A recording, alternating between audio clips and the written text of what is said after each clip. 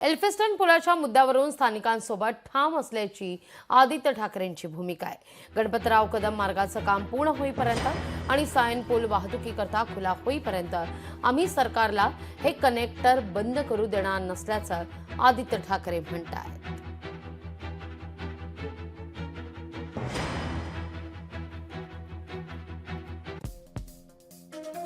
गणपतराव कदम मार्गाचं काम पूर्ण होईपर्यंत आणि सायन पूल वाहतुकीकरता खुला होईपर्यंत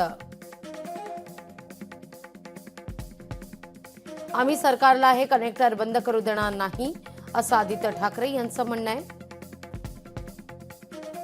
साने गुरुजी मार्ग देखील एमएमआरडीएनं अंशतः पुन्हा कामासाठी घेतलेला आहे।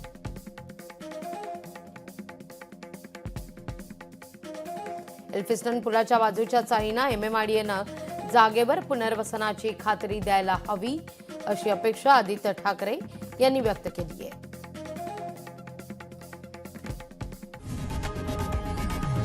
लोकशाही मराठी ऐका, पहा, जागरूक रहा।